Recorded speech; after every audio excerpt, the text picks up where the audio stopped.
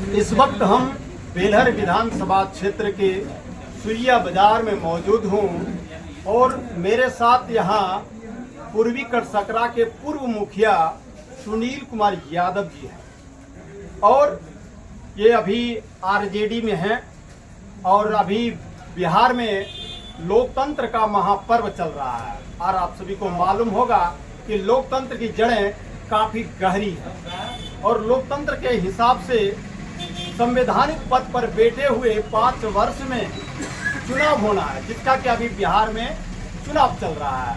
तो हम आइए मुखिया जी से बात करने का कोशिश करते हैं। मुखिया जी, सत्यजीत में आपको बहुत बहुत स्वागत है। आपका भी स्वागत है। अच्छा, बताना चाहेंगे मुखिया जी, आप एक सवाल पब्लिक का ये बनता है कि मुखिया जी पहले जेडीयू में थे और अभी आरजेडी में आ गए। मुखिया जी अवसर दे, राजनीतिक अवसर दे करके पार्टी बदलते हैं, इस पर आपका क्या कहना है? देखिए, पार्टी तो हम लोग नहीं बदलते हैं जी। हम लोग कोई पार्टी संगठन में आज तक नहीं, किसी भी पद पर। हम लोग 1990-95 से जनता दल में थे। जब राजद बनी पार्टी तो हम लोग राजद में भी रहे, 2005 तक रहे। उसके बाद कुछ इधर उधर छितिर बितिर हम लोग हो गए। कोई जैसे चुनाव लड़ते थे तो उसमें आ जाते थे, थोड़ा विचारधारा देख के व्यक्तिगत रूप से। उसके बाद इस बार जो हम लोग राजद में काम कर रहे हैं, माननीय नेता प्रतिपक्ष तेजस्वी प्रसाद यादव जी का जो घोषणा पत्र है उसको हम लोगों ने पढ़ा तो बड़ा वो हमको जनहित में लगा और जनहित में लगा तो हम लोग सोचे कि इस बार इन्हीं का बेड़ा थोड़ा पार कर दें। क्या कि 2015 में भी देखे, 20 में भी देखे तो ये थोड़ा थोड़ा के लिए चूक जाते थे। तो इसीलिए हम लोग इसको मैंने शिखर पर चढ़ाने के लिए राष्ट्रीय जनता दल मैंने काम कर रहे हैं। अच्छा, आपसे एक सवाल ये है और ये पब्लिक का भी सवाल है कि आखिर अभी आरजेडी का जो अभी बेलहर का प्रत्याशी है चाणक्य प्रकाश रंजन, इसमें क्या खासियत है?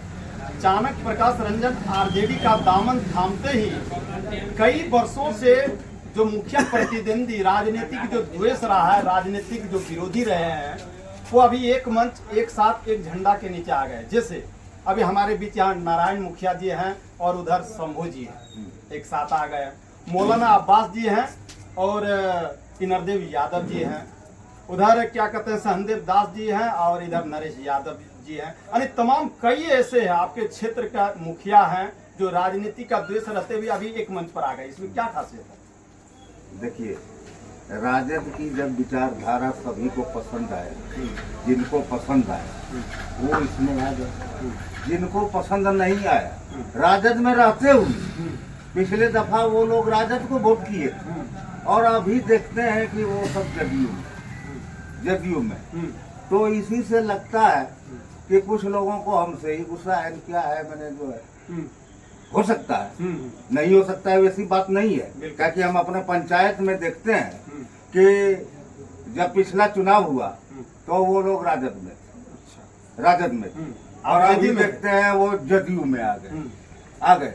तो इससे क्या कहा जाता है? कहीं न कहीं वो आपका प्रतिद्वंदी लेकर के जा रहे हैं। प्रतिद्वंदी तो हर एक जगह रहता है, प्रतिद्वंदी हर एक जगह रहता है। तो इसका माने क्या है?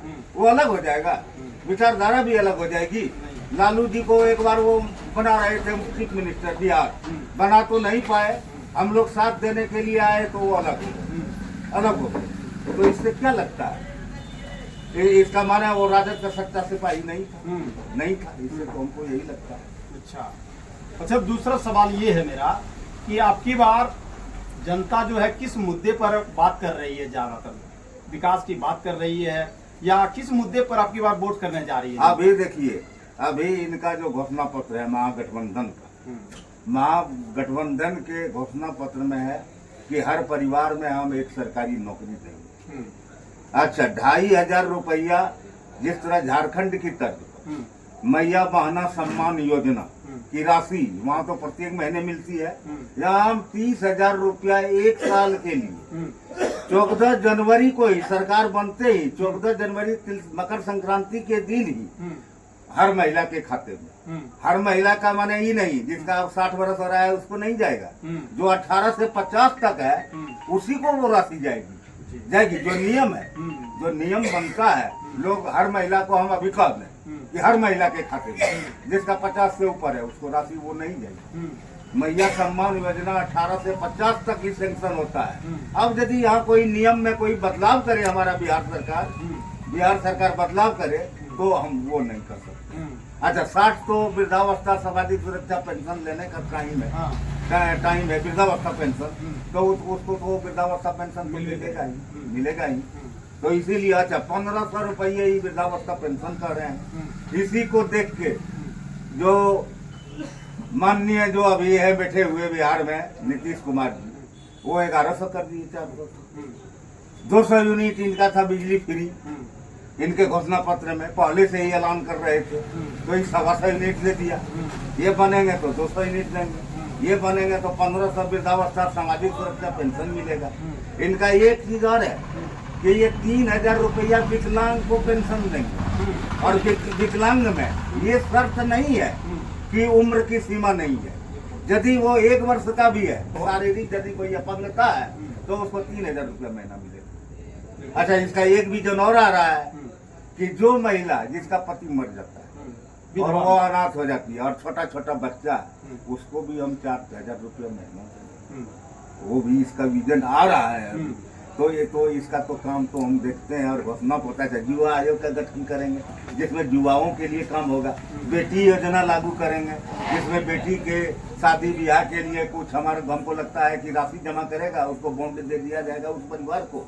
18 वर्ष पूरा होगा, क्योंकि शादी की उम्र तो लड़के का 21 और लड़की का 18 है, तो उस समय उसको वो राशि मिल जाएगी तो उसको मदद हो जाएगी। तो शिक्षा, स्वास्थ्य, सड़क, ये सब तो बनबे करे। ऐसा कहा जा रहा है मुखिया जी कि ये चुनावी घोषणा है। हाँ, ये कह रहा कि ये चुनावी घोषणा है। देखिए, कहता है चुनावी घोषणा है, लेकिन तेजस्वी काम करने वाले लोग हैं। जब ही महागठबंधन में थे, 17 महीने में उप मुख्यमंत्री थे और इन्होंने 5 लाख शिक्षकों की नौकरी दी।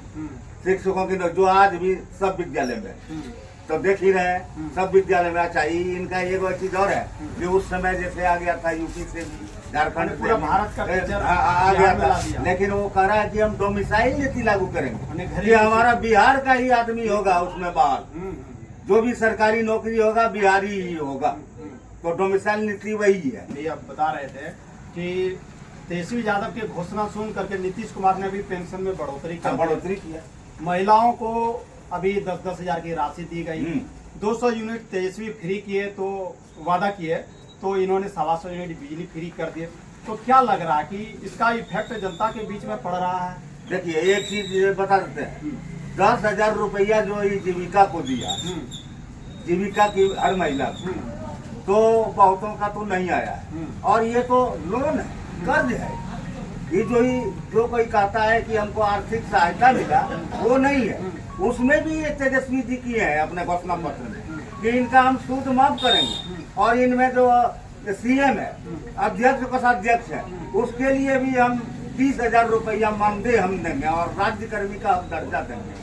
जनता में क्या प्रभाव पड़ रहा है 10,000 की राशि जो दिया गया है? देखिए, कुछ तो लोग, कुछ महिला तो बोलती है, लेकिन बोलती है, फिर कहती है कि हमको मकर संक्रांति के दिन दही चूड़ा गुड़ खाएंगे और 30,000 रुपया हमारे खाते में तेजस्वी जी के द्वारा आएगा। तो ये भी असर कर रहा है। ये भी असर, उधर तो 10,000 मिला, वो तो 10,000 कर्ज के रूप में है, और ये 30,000 तो फ्री फोकट का मिलेगा। तो ये भी क्या कि आजकल बड़का मोबाइल सबके पास है, और बड़ा मोबाइल जो है सब देखता है। क्या कि अभी हम जहाँ गए थे औरैया लालगंज वाला कुमरवाडी, तो हम वो फुली डूमर वाला सीन हम भेजना चाह रहे थे, ताकि वो तो देख लिए बहुत भीड़ थी, अपार भीड़ थी, समझे न? तो देखता सब, समझता आजकल के युग में सब। कोई एक चीज और उसमें आप जोड़े कि ये लोन है 10,000 की राशि, सरकार कह रही है कि आपको छोटा सा कारोबार के लिए ये आपको हम अनुदान के रूप में दे रहे हैं। अगर कोई 6 महीना तक अगर यदि कोई छोटा कारोबार करती है महिलाएं, तो उसको हम 2 लाख की राशि वो देंगे ऋण, जो आपको मामूली ब्याज दर। इसमें देखिए, इसकी नियमावली को मैंने पढ़ा है। इसमें क्या है, 10,000 रुपये आपको मिला। आप यदि बिजनेस उसको दिखाइएगा, जिस तरह का जितना उसमें है कैटेगरी, उस कैटेगरी जैसे कोई सब्जी बेचेगी तो उसको 2 लाख नहीं मिलेगा, उसको 15 से 20,000 मिलेगा। जो बकरी पालन करेगी 20 से 25,000 मिलेगा। जो गौ पालन करेगी उसको 50,000 लाख मिल सकता है। कोई यदि कपड़ा का व्यवसाय करेगा उसको 2 लाख तक मिलेगा। जो किराना दुकान खोलेगा उसको 2 लाख तक मिलेगा। उसको 2 लाख और 10,000, 2,10,000, समझे न। और जो छोटा छोटा बिजनेस करेगी, किसी को 20, किसी को 25, किसी को 30, किसी को 35 इस तरह मिलेगा। सब मैंने पढ़ा है, तब हम बतला रहे हैं, ऐसे थोड़े बतला रहे हैं। आखिरी सवाल आपसे होगा मुखिया जी कि बिहार में अभी शराबबंदी कानून है, हाँ, शराबबंदी और बालू बंद है, लेकिन कोई ऐसा जगह नहीं है और कोई ऐसा दिन नहीं है कि बालू का खनन नहीं हो और शराब नहीं मिलता हो। कोई ऐसा जगह नहीं है। और तेजस्वी यादव कह रहे हैं कि अगर हमारी सरकार बनेगी तो हम दारू को फ्री कर देंगे। आपको क्या लगता है कि बंद होना चाहिए या खुला होना चाहिए? सुनिए आपका पहले देखिए विचार देखिए, दारू यदि खुल जाता है, यदि खुल जाता है तो पीने का तो सब पिए लेता है, 90% पीता है, वो तो पीता है, समझे न। लेकिन होता है क्या, मैंने 100 रुपया बोतल मिलता है, और यदि फ्री हो जाएगा तो रेटवा तो कम न हो जाएगा, रेटवा कम हो जाएगा, पीने का छोड़ता है कोई। शराबबंदी से शांति है, ये से देखिए, उसको यदि चालू कर देगा न, और अभी यदि पीता है न, अभी यदि पीता है शराब तो बाजार में कुछ नहीं बोलेगा, छिपते चले। तो इसको समझे न। तो देखिए, अभी खोलने के बाद तो हम तेजस्वी के मुंह से नहीं सुने हैं, लेकिन आज ताड़ी वाला हम देख रहे हैं, एक सेंटेंस से लिखा हुआ था कि हमारी सरकार बनेगी तो ताड़ी तो फल है, उसको तो स्वास्थ्य के लिए भी लोग पीता है, तो उसको हम फ्री करें। अंतिम संदेश आपका क्या है?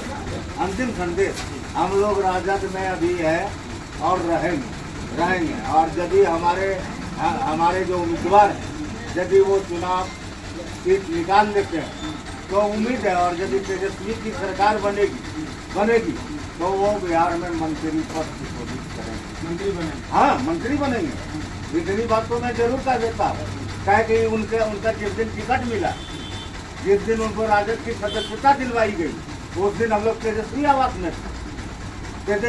में तेजस्वी जी हमसे हाथ मिलाए, हमसे नहीं, जितना था उससे भी हम ऐसे हाथ कर दिए, वो हाथ मिलाए।